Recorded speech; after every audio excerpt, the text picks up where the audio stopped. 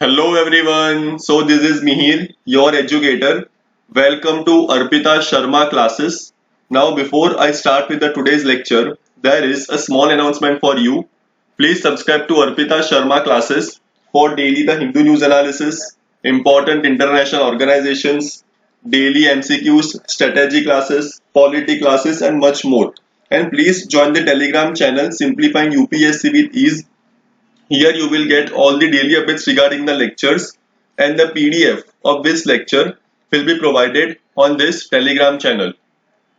Now, Arpita madam is taking live classes on Unacademy Plus. So use code Sharma20 to get 10% discount. Okay. So if you are using this code as such ARMA20 Sharma20, you will get 10% discount. Now, these are the courses of Arpita ma'am on Unacademy Plus. So, the course of the ancient history and medieval history will be taken by Arpita ma'am on Unacademy Plus. So, you can see that the course for the ancient history has already been started from 6 July, and the course for the medieval history will be starting from 13 July. Now, let us start with our today's topic. So, आज हम लोग पढ़ने वाले हैं national commission for schedule caste के बारे में. तो ये जो कमीशन है national commission for schedule caste, ये जो है एक कॉन्स्टिट्यूशनल बॉडी है, right. It is basically a constitutional body. तो अगर ये कॉन्स्टिट्यूशनल बॉडी है, it means there would be some provisions in the constitution regarding this particular body. Now what is the main function of the national commission for schedule caste? Okay, to safeguard the interest of the scheduled caste. Okay, to safeguard the interest of the scheduled caste. So this would be the main role performed by the National Commission for Scheduled Caste.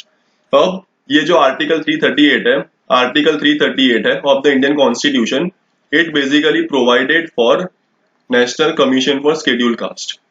Provided for National Commission for Scheduled Caste. कौन सा article? Article 338. So please remember this article. Now see, अभी हम लोग पढ़ेंगे कि ये जो commission जो है उसकी हिस्ट्री क्या रही है.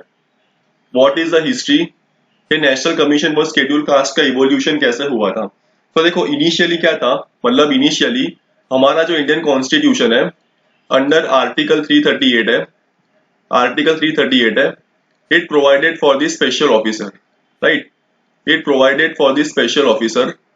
अब ये जो स्पेशल ऑफिसर किसके लिए था? Both for the schedule caste and schedule tribes. और ये जो स्पेशल ऑफिसर है उसको डेजिग्नेट किया था commissioner for schedule caste and schedule tribes, right. This special officer was designated as commissioner for schedule caste and schedule tribes, right. तो initially हमारे Indian constitution के अंदर article 338 there was a special officer and this officer was commissioner for schedule caste and schedule tribes. Okay. अब बाद में क्या होता है 1987 के अंदर, ठीक है, 1987 के अंदर गवर्नमेंट ने डिसाइड किया कि वो लोग मल्टी मेंबर कमीशन बनाएंगे. गवर्नमेंट ने डिसाइड किया कि वो लोग एक मल्टी मेंबर कमीशन बनाने वाले हैं, right. They would be forming a multi-member commission for the welfare of the scheduled caste and scheduled tribes instead of the one member. अभी initially क्या है, there is only one member, that is commissioner for scheduled caste and scheduled tribe. लेकिन 1987 में आते आते government ने decide किया कि वो लोग एक मल्टी मेंबर कमीशन बनाने वाले for the welfare of the schedule caste and schedule tribes. इसीलिए गवर्नमेंट लेके आई थी 65th constitutional amendment act of 1990. Okay, इसीलिए गवर्नमेंट लेके आई 65th कॉन्स्टिट्यूशनल अमेंडमेंट ऑफ 1990. ठीक है. तो इसने बेसिकली क्या किया, इससे फॉर्म किया था, इसने बनाया multi member commission for schedule caste and schedule tribes, right. इससे बनाया मल्टी मेंबर कमीशन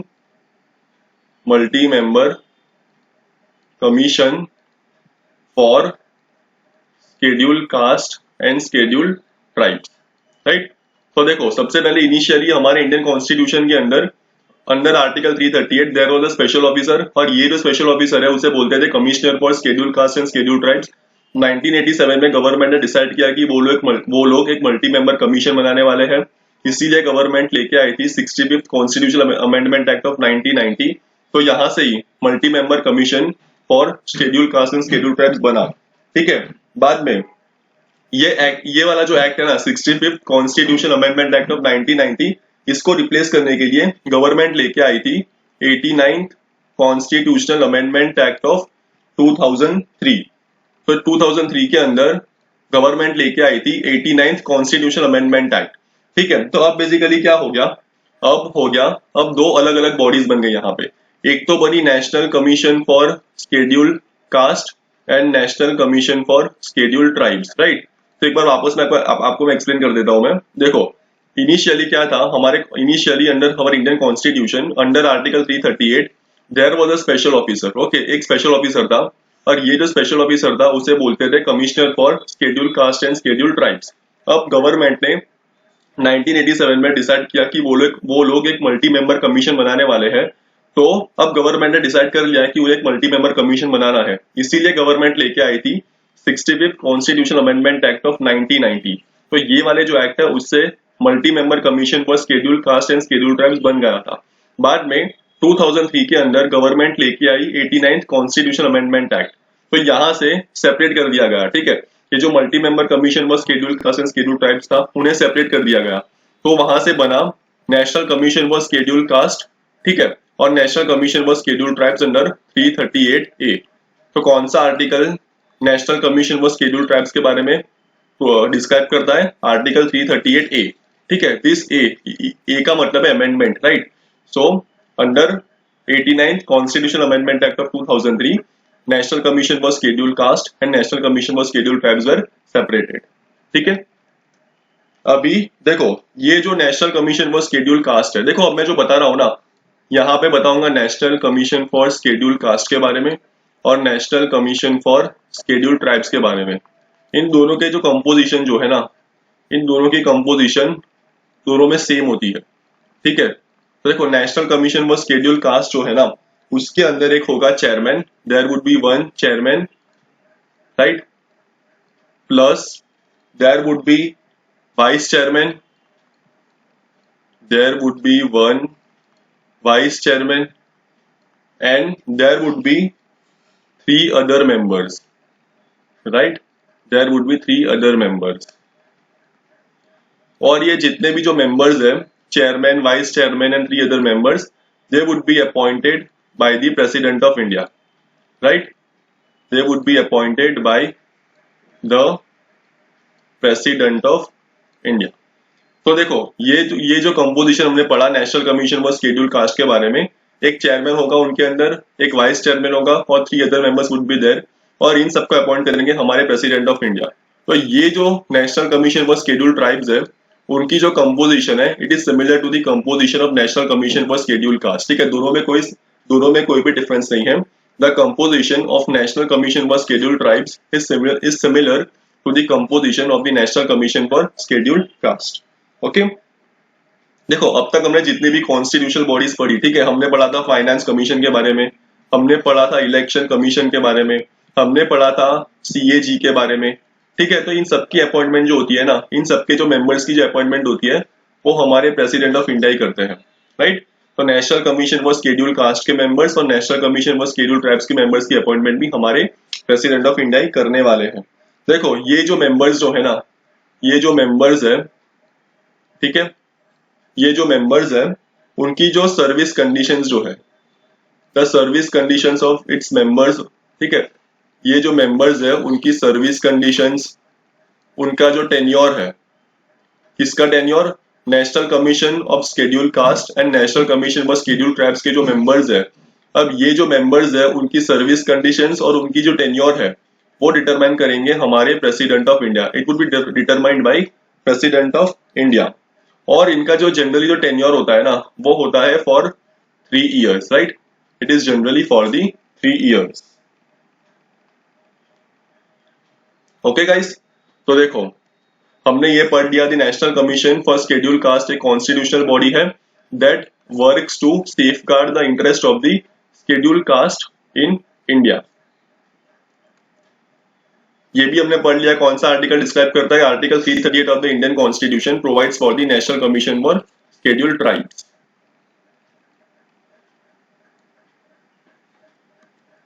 ठीक है, ये हिस्ट्री ऑफ द कमीशन जो है वो भी हमने पढ़ लिया है। Initially the Indian constitution provided for this appointment of the special officer under article 338। This special officer was designated as commissioner for scheduled caste and scheduled tribes, right. In 1987 government decided to form a multi-member commission for the welfare of the SCs and STs instead of one member commission। ठीक है, तो ये सब हम लोग पढ़ चुके हैं। Okay, so you can read this on your own, I have already told you. Okay, read this on your own, ये हमने ऑलरेडी पढ़ चुके हैं हम लोग। ये कंपोजिशन के बारे में भी मैंने आपको बता दिया है कि एक चेयरमैन होगा, बाद में वाइस चेयरमैन होगा and there would be 3 other members. ठीक है, इन सबको अपॉइंट करेंगे हमारे president of India, right. Our President of India is going to appoint the chairman, vice chairman and other members of the commission। ठीक है, service conditions and tenure, देखो तो ये जो मेंबर्स है उनकी कंडीशंस ऑफ सर्विस और उनका जो टेन्योर है वो भी डिटरमाइन करेंगे हमारे प्रेसिडेंट ऑफ इंडिया। और इनका जो टेन्योर होता है it is generally for the 3 years। Usually they hold office for the term of 3 years।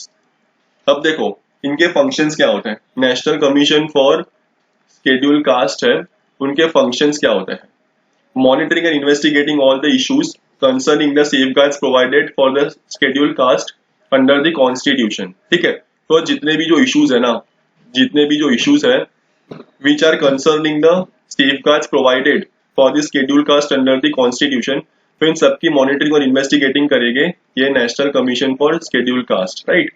Enquiring into the complaints relating to deprivation of the rights and safeguards of the schedule caste. ठीक है, तो जहां पे भी एससीज की rights का deprivation होगा, ठीक है, deprivation of rights and safeguards of the schedule cast, तो ऐसा कोई भी केस होता है तो उनकी जो कंप्लेंट्स होती है, इनके ये जो केस होते हैं उनकी जो कंप्लेंट्स होती है तो वहां पे इंक्वायर कर सकता है, right.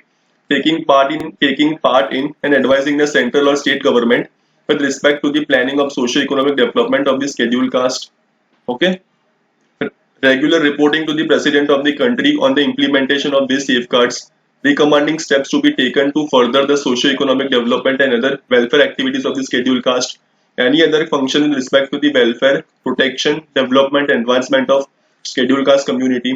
The commission is also required to discharge similar functions with regard to Anglo-Indian community as it does with respect to the scheduled caste। तो ये जो national commission for schedule caste है उनको भी सिमिलर फंक्शन परफॉर्म करना पड़ेगा with regard to Anglo Indian community. Okay, तो ये जो है हमने पढ़े functions of the national commission for schedule caste. ठीक है, देखो ये जो national commission for schedule caste है ना, they are going to prepare the reports annually. ठीक है, रिपोर्ट वो लोग प्रिपेयर करने वाले हैं एन्युअली। ओके, सिमिलरली जो national commission for schedule tribes जो है वो भी अपना रिपोर्ट एन्युअली प्रिपेयर करने वाले हैं। Annually a report would be prepared. अब ये जो रिपोर्ट है वो लोग सबमिट करेंगे to the president of India, right. This report would be submitted to the president of India. Okay, और देखो प्रेसिडेंट ऑफ इंडिया को रिपोर्ट सबमिट करने के बाद ये जो प्रेसिडेंट ऑफ इंडिया जो है, ये जो रिपोर्ट है they will place it before the parliament, place it before the parliament, right, place it before the parliament। Similarly national commission for schedule tribe जो है वो भी एक रिपोर्ट एन्युअली प्रिपेयर करेगी। ठीक है, और वो ये रिपोर्ट है वो प्रेसिडेंट ऑफ इंडिया के सामने रखेंगे, और ये जो प्रेसिडेंट ऑफ इंडिया है यहाँ पे भी they will put it before the parliament. ठीक है, और अगर कोई भी जो रिपोर्ट होती है, अगर कोई भी जो रिपोर्ट है it is related to the state government, right, it is related to the state government, any report which is related to the state government, तो ऐसी कोई रिपोर्ट है अगर national commission for scheduled caste है, अगर कोई ऐसी रिपोर्ट है which is related to the state government, तो वो जो रिपोर्ट है प्रेसिडेंट ऑफ इंडिया को सबमिट करने के बाद ये जो प्रेसिडेंट ऑफ इंडिया है वो ये वाली रिपोर्ट को गवर्नर के सामने सबमिट करेंगे। ठीक है, they will submit it to the governor. Okay, similarly यहाँ पे भी अगर national commission for schedule caste ने अगर कोई रिपोर्ट प्रिपेयर की है and this report is related to the state government, तो यहाँ पे भी जो national commission for schedule caste है वो रिपोर्ट है वो प्रेसिडेंट ऑफ इंडिया को सबमिट करेंगे, और प्रेसिडेंट ऑफ इंडिया को रिपोर्ट सबमिट करने के बाद जो प्रेसिडेंट ऑफ इंडिया है वो गवर्नर को रिपोर्ट सबमिट करेंगे। ओके, ठीक है। देखो, अगर ये जो national commission of schedule caste है वो रिकमेंडेशंस देती है, ठीक है, they would be giving recommendations, okay, they would be given recommendations for the welfare of the schedule caste. Okay, similarly ये जो national commission for schedule tribes है वो भी रिकमेंडेशंस देंगे, they would be giving recommendations for the welfare of the scheduled tribes, okay, welfare for the scheduled tribes. So it is important that the government should implement these recommendations. अगर national commission for schedule caste और अगर national commission for schedule tribes अगर कोई recommendation देते हैं तो ये बात इंपॉर्टेंट होती है कि जो गवर्नमेंट है वो इन रिकमेंडेशंस को अप्लाई करे, ठीक है। The government should act on this particular recommendations. लेकिन अगर गवर्नमेंट, ठीक है, गवर्नमेंट अगर रिकमेंडेशंस नहीं देती है, ठीक है, तो उनको एक्सप्लेन करना पड़ेगा कि why recommendations are not taken, ठीक है। वापस एक बार मैं रिपीट कर रहा हूँ, national commission for schedule caste है वो रिकमेंडेशंस देती है for the welfare of the schedule caste, और ये जो national commission for schedule tribes है वो रिकमेंडेशंस देते हैं to the government for the welfare of the schedule tribes. तो it is important that the government should implement this recommendations. लेकिन अगर वो रिकमेंडेशंस अगर वो इम्प्लीमेंट नहीं करते हैं तो गवर्नमेंट को एक्सप्लेनेशन भी प्रोवाइड करना पड़ेगा कि इन लोगों ने क्यों ये रिकमेंडेशंस को अप्लाई नहीं किया हुआ है, right. Why the government is not accepting the recommendations of this national commission for schedule caste and national commission for schedule tribes, right. So I hope you understand, I hope you understood what I am trying to say, ठीक है। देखो, the commission presents annual report to the president, ठीक है, ये मैंने आपको पूरा का पूरा पढ़ा दिया है। The president places all such reports before the parliament and also forwards any report of the commission pertaining to the state government to the state governor, ठीक है। देखो, ये वाला जो पॉइंट है वो मैंने आपको ऑलरेडी एक्सप्लेन कर दिया। A memorandum is also attached with the reports explaining the action taken, not taken on the recommendations made by the commission, ठीक है। अब कमीशन के पास क्या क्या पावर्स होती है, देखो, ये जो national commission for schedule caste है, national commission for schedule caste है, it is basically having the powers of the civil code. उनके पास एक सिविल कोड की पावर होती है, ठीक है। While examining any, the commission shall have all the powers of the civil code and in particular in respect of the following matters. कौन से मैटर्स के अंदर national commission for schedule caste होगा, उनके पास पावर्स होगी। Summoning and enforcing the attendance of any person from any part of India and examining him on oath, requiring the discovery and production of any document, ठीक है। तो जो national commission for schedule caste है, ठीक है, देखो, ये जो मैं पावर्स बता रहा हूँ ना, ये जितनी भी पावर्स हम लोग यहाँ पे national commission for schedule caste में डिस्कस कर रहे हैं, ये जो सेम पावर्स जो होती है वो national commission for schedule tribes के पास भी ये सेम पावर्स होती है, ठीक है। तो दोनों में कोई चेंज नहीं है। तो अगर मैं यहाँ पे पावर्स ऑफ द कमीशन पढ़ा रहा हूँ वो मैं national commission for schedule caste की पावर पढ़ा रहा हूँ, तो national commission for schedule tribes की पावर भी सेम होगी, ठीक है। तो national commission for schedule caste है वो किसी पर्सन को बोल सकता है कि तुम डॉक्यूमेंट लेके आओ, ठीक है। अगर कोई केस चल रहा है वहां पे, ठीक है, if it is investigating any of the case, if this particular body is investigating any case, then he can ask any person to produce any of the document which is required for the investigation of the case, right, requiring the discovery and production of any document, receiving evidence of the affidavit, right, okay। तो ये powers है उनके पास। issuing commissions for the examination of witness and documents। अब यहाँ पे commissions का मतलब, देखो, यहाँ पे commissions का मतलब होता है orders, ठीक है। मतलब जो national commission for schedule caste है वो ऑर्डर्स भी पास कर सकता है। They can also pass the orders for the examination of the witness and the documents, any other matter which the president may by rule determine, ठीक है।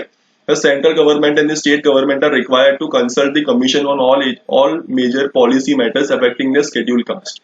देखो, ये सेंट्रल गवर्नमेंट है, स्टेट गवर्नमेंट है, अगर कोई पॉलिसी लेके आती है, ठीक है, if they are basically bringing any policy, और अगर ये कोई पॉलिसी है अगर वो शेड्यूल कास्ट को अफेक्ट कर रही है, तो ऐसी पॉलिसी के अंदर सेंट्रल गवर्नमेंट और स्टेट गवर्नमेंट को national commission for schedule caste को कंसल्ट करना पड़ेगा, right. So the central government and the state government are required to consult the commission on all major policy matters affecting the schedule caste. Now national commission for schedule tribes, देखो, ये जितना भी मैंने पढ़ाया ना आपको, ये same to same national commission for schedule caste के सिमिलर ही है।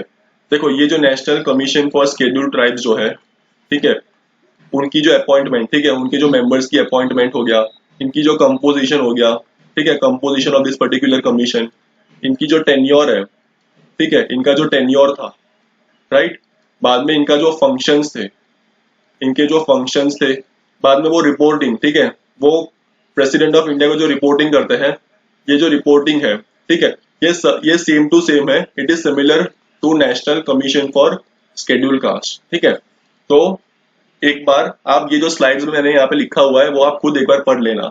लेकिन जो national commission for schedule tribe है, वो उसका जो मेंशन है कौन से कॉन्स्टिट्यूशन में किया गया है, कौन से आर्टिकल में किया गया है, इट इज आर्टिकल 338A, ठीक है।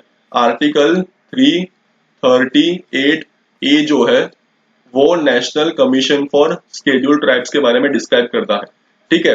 तो ये जो ए है, इसका मतलब है कि ये है, ये कॉन्स्टिट्यूशन अमेंडमेंट से आया हुआ है, एंड ठीक है, तो इसकी हमने हिस्ट्री हम लोग पहले पढ़ चुके हैं। कंपोजिशन, ठीक है, कंपोजिशन जो है इट इज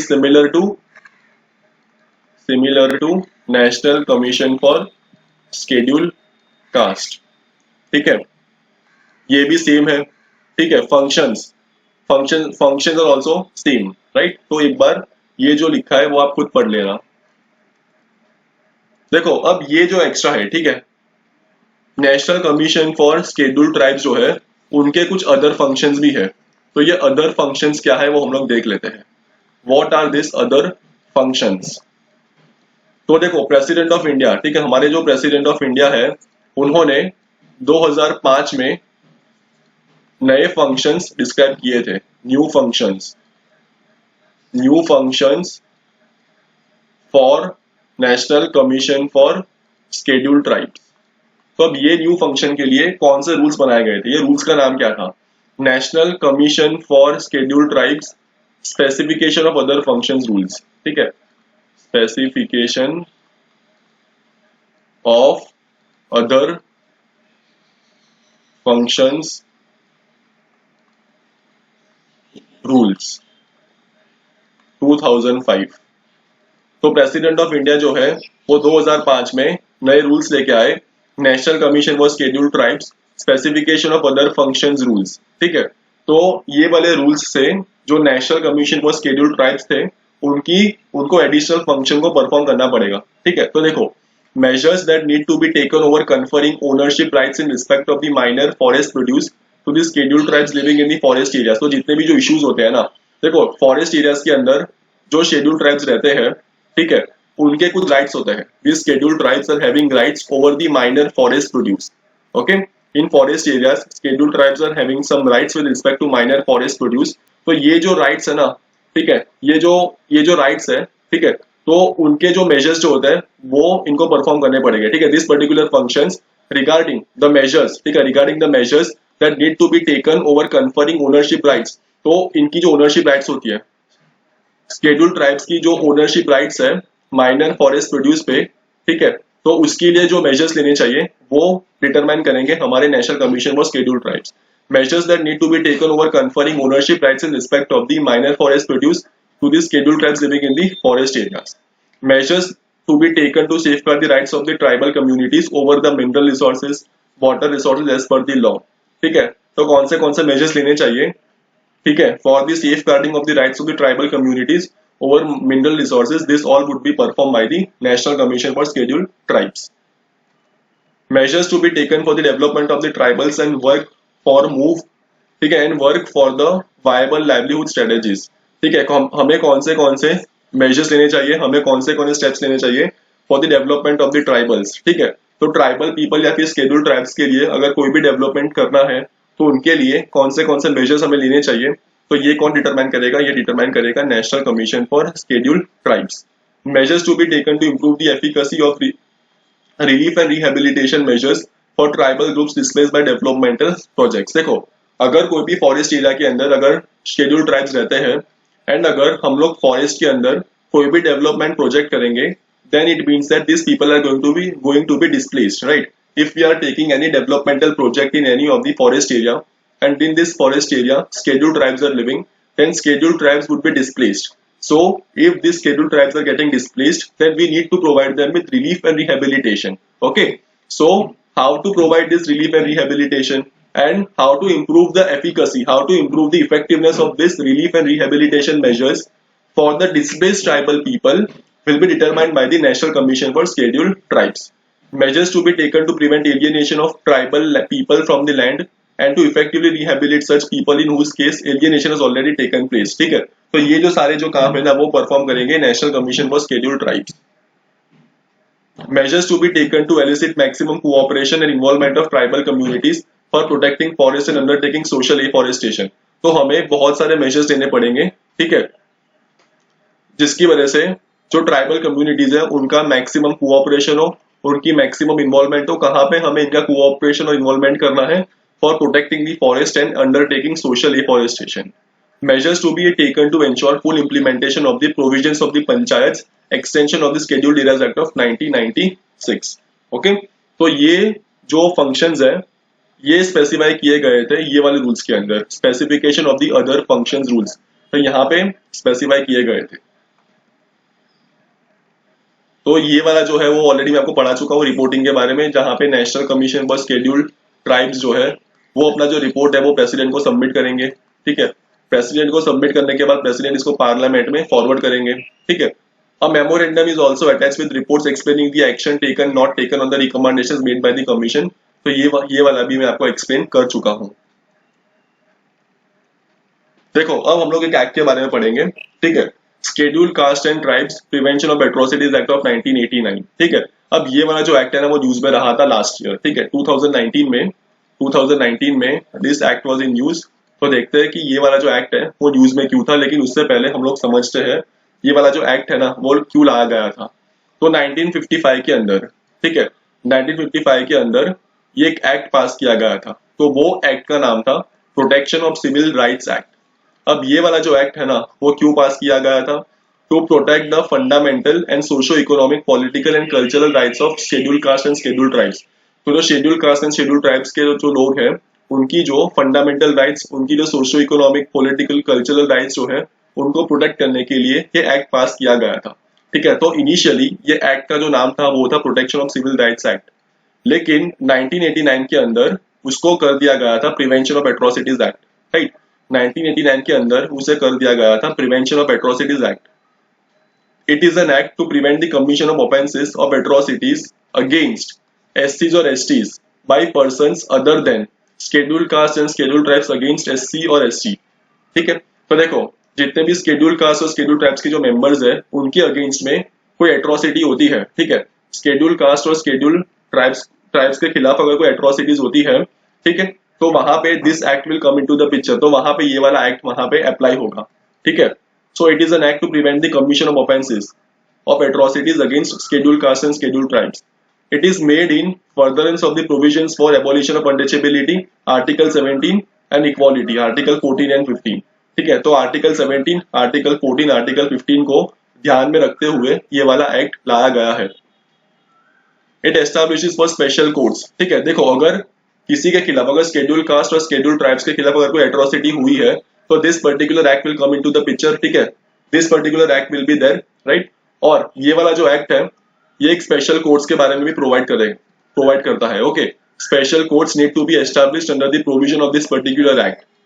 ठीक है, तो ये जो स्पेशल कोर्ट है वो उसका काम क्या होगा? तो जितने भी जो केस है जहां पे ये prevention of atrocities act of 1989 जहां पे अप्लाई हुआ है, ठीक है, जितने भी केस है वो इस एक्ट के, ये वाले एक्ट के अंदर जो अप्लाई होते हैं उनका जो ट्रायल होगा वो स्पेशल कोर्ट्स के अंदर होगा. Right, it establishes for the special courts for the trial of such offences and for the relief and rehabilitation of the victims of such offences. ठीक है, एक बार वापस रिपीट कर रहा हूँ. अगर शेड्यूल्ड कास्ट और शेड्यूल्ड ट्राइब्स के मेंबर के खिलाफ अगर कोई एट्रोसिटी होती है then the case would be registered. Okay, then the case would be registered under Prevention of Atrocities Act of 1989. Right, if there is any atrocity against the scheduled caste and scheduled tribe, then the case would be registered under Prevention of Atrocities Act of 1989. और ये जो case होगा उनका जो trial होगा वो special courts के अंदर होगा. Right, this trial would be under special courts. ठीक है, और ये जो स्पेशल कोर्ट है वो रिलीफ एंड रिहेबिलिटेशन भी प्रोवाइड करेंगे for the victims of such offences. It authorizes the central government to frame the rules for carrying out the purpose of this particular act. The Act lists 22 offences relating to various patterns of behaviours inflicting criminal offences for shattering the self-respect and esteem of scheduled caste and scheduled tribes, denial of economic, democratic and social rights, discrimination, exploitation, abuse of the legal process, etc. ठीक है, तो इस act के अंदर 22 offences है, जहां पे अगर कोई भी पर्सन अगर ये 22 ऑफेंस को कमिट करेगा, राइट, ये वाला जो एक्ट है उसके अंदर 22 ऑफेंसेज आर देयर। अब ये 22 ऑफेंस अगर कोई पर्सन करेगा तो that particular person would be tried under prevention, that person would be booked under prevention of atrocity act. ठीक है, ये वाला जो पर्सन है अगर इसने कोई भी ऑफेंस किया तो he would be booked under prevention of atrocity act of 1989। Okay, अब ये जो एक्ट है ना, it will be implemented by the respective state government, right. This act would be implemented by the state government. State government ये act को implement करने वाली है, ठीक है, और यूनियन टेरिटरी एडमिनिस्ट्रेशन, ठीक है, this act would be implemented by the respective state government and union territory administration. अब देखो ये वाला जो एक्ट है ना वो न्यूज में क्यों था, तो देखो अब इससे पहले मैं ये आपको एक्सप्लेन करूं कि ये वाला एक्ट न्यूज में क्यों था, उसके लिए हमें थोड़ा सा बैकग्राउंड में जाना पड़ेगा। देखो, तो सबसे पहली बात क्या हुआ था, जो ये prevention of atrocity act of 1989 है, ओके, तो what was basically happened that जो सुप्रीम कोर्ट है उसने ये एक्ट को डाइल्यूट कर दिया गया था। ठीक है, सुप्रीम कोर्ट ने 2018 के अंदर ये वाला जो एक्ट है उसको डाइल्यूट कर दिया गया था। ठीक है, prevention of atrocities act was diluted in 2018 by the supreme court, क्योंकि सुप्रीम कोर्ट ने ऐसा बोला कि ये वाला जो एक्ट है उसका बहुत मिसयूज हो रहा है, तो सुप्रीम कोर्ट ने ये जो एट्रोसिटी एक्ट है उसको डाइल्यूट कर दिया। ठीक है, तो देखो अब सुप्रीम कोर्ट ने डाइल्यूट कैसे किया, तो सुप्रीम कोर्ट ने बोला कि प्रिलिमिनरी इंक्वायरी करनी पड़ेगी अगर कोई भी जो पर्सन है, ठीक है, preliminary inquiry would be mandatory by DYSP, और इसके डीवाईएसपी मतलब डेप्यूटी सुप्रिंटेंडेंट ऑफ पुलिस, और उससे अबव रैंक का कोई पुलिस ऑफिसर है तो उसको प्रिलिमिनरी इंक्वायरी करनी पड़ेगी। देखो वापस एक बार एक्सप्लेन कर रहा हूं, prevention of atrocity act of 1989 है, उसको 2018 में सुप्रीम कोर्ट ने डाइल्यूट किया था। ठीक है, मतलब ये डाइल्यूट कैसे किया, अगर अभी अगर कोई केस होता है, if any case is there in which a person has been registered under prevention of atrocity act of 1989, then हमें प्रिलिमिनरी इंक्वायरी करनी पड़ेगी। ठीक है, preliminary inquiry would be conducted by DYSP, right, and this DYSP will investigate the charges against that particular person. ठीक है, मतलब अगर किसी पर्सन को, ठीक है, if any person is booked under prevention of atrocity act, तो उसके खिलाफ एफआईआर रजिस्टर करने से पहले प्रिलिमिनरी इंक्वायरी करनी पड़ेगी, and this preliminary inquiry would be done by DYSP, police of the rank of DYSP and above, right. अब देखो अब क्या हुआ, बाद में एंटीसिपेटरी बेल का जो प्रोविजन है ना वो भी यहाँ पे सुप्रीम कोर्ट ने डाल दिया।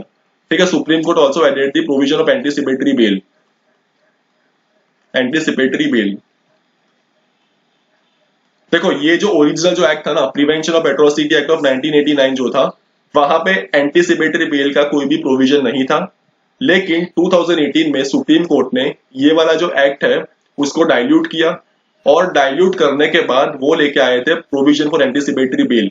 अब देखो एंटीसिपेटरी बेल का मतलब क्या होता है, एंटीसिपेटरी बेल और जो दूसरी रेगुलर बेल होती है वहां पे डिफरेंस क्या होता है, तो देखो ये जो हमेशा जो रेगुलर जो बेल होती है ना, ये जो बेल होती है वो किसी पर्सन को तब भी मिलती है जब वो पर्सन अरेस्ट हो गया।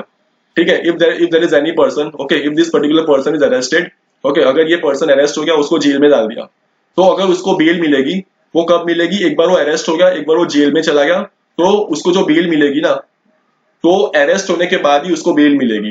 ठीक है, this particular person will get the bail only after he is arrested, लेकिन जो एंटीसिपेटरी बेल होता है ना वो अरेस्ट होने से पहले ही मिल जाती है। ठीक है, before any arrest is made, before any arrest is made, right. तो देखो अगर कोई पर्सन है, ठीक है, दिस इज पर्टिकुलर पर्सन, अगर उसको लगता है, ठीक है, अगर ये पर्सन को लगता है कि उसके खिलाफ कोई ऑफेंस रजिस्टर होने वाला है, ओके, अगर ये कोई पर्सन है उसको ऐसा लगता है कि उसके खिलाफ कोई ऑफेंस रजिस्टर होने वाला है, इफ इसको सस्पेक्टेड है कि उसको लगता है कि उसके खिलाफ कोई जो नॉन बेलेबल ऑफेंस है वो लगने वाला है, ठीक है, नॉन बेलेबल ऑफेंस है वो इसके खिलाफ लगने वाला है, तो वो डायरेक्टली हाई कोर्ट में जा सकता है। He can directly go to the high court और दी सेशंस कोर्ट, और अगर हाई कोर्ट और सेशंस कोर्ट है, अगर वहां पे जाके वो एंटीसिपेटरी बेल के लिए अप्लाई कर सकता है, और अगर उसको एंटिसिपेटरी बेल मिल जाती है तो वो अरेस्ट से निकल पाएगा, ठीक है। This particular person would be released before any arrest is made. वापस एक बार मैं रिपीट कर रहा हूँ पूरी की पूरी बैकग्राउंड क्या है। सबसे पहली बात हमें पता है कि prevention of atrocity act of 1989 है। अब prevention of atrocity act of 1989 के अंदर, ठीक है, सुप्रीम कोर्ट ने बोला कि मिसयूज हो रहा है, तो सुप्रीम कोर्ट ने 2018 के अंदर ये वाला जो एट्रोसिटी एक्ट है उसको डाइल्यूट कर दिया गया था। अब ये एक्ट को थोड़ा डाइल्यूट कर दिया गया, इसीलिए अब क्या होगा कि दो चीज होने वाली है। सबसे पहली बात तो प्रिलिमिनरी इंक्वायरी होने वाली है। Preliminary inquiry would be done by the DYSP, right.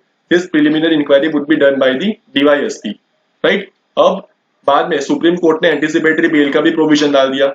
Supreme court ने बोला कि एंटीसिपेटरी बेल का जो प्रोविजन है वो अप्लाई होगा।